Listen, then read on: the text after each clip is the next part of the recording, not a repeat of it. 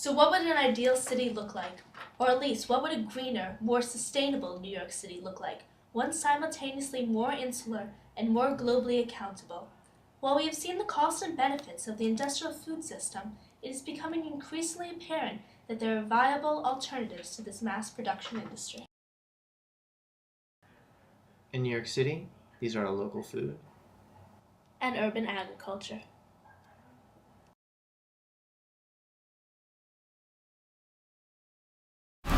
And the whole point of the farmers market is to provide local fresh vegetables to New Yorkers, to anyone who goes to a farmers market. And part of the farm-to-table movement is involved in seasonal, fresh, local produce. A lot of people are finding that they don't want things that have been shipped thousands of miles, shipped green, unripe, only to ripen in a truck on a multi-thousand-mile trip. The common understanding of organic and local farming, perhaps more than any other progressive movement, is based on a popular media presentation that falls somewhere between the food and science sections of the daily subway news.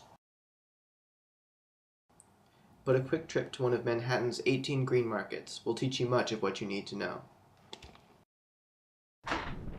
In the past 10 years, there has been an explosion of local farms around New York, providing fresh and interesting food, often at less than the market cost. Most of these farms use no pesticides. All of these farmers are in it for a reason. The established ones quoting J.I. Rodale, the pioneering agriculturalist, the younger ones, Michael Pollan. Many are not organic, refusing to pay for USDA inspections. Quite often these farmers have more stringent practices of their own.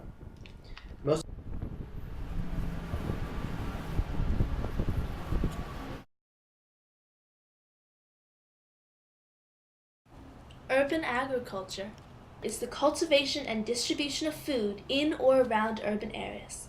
The benefits of urban agriculture are threefold. Economically, urban agriculture can help farm unused land while increasing employment and saving transportation costs of food.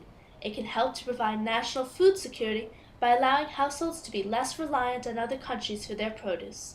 Urban agriculture has been shown to help combat obesity and type 2 diabetes, fighting New York City problems with fresher food. Finally, urban agriculture will decrease air pollution and groundwater contamination.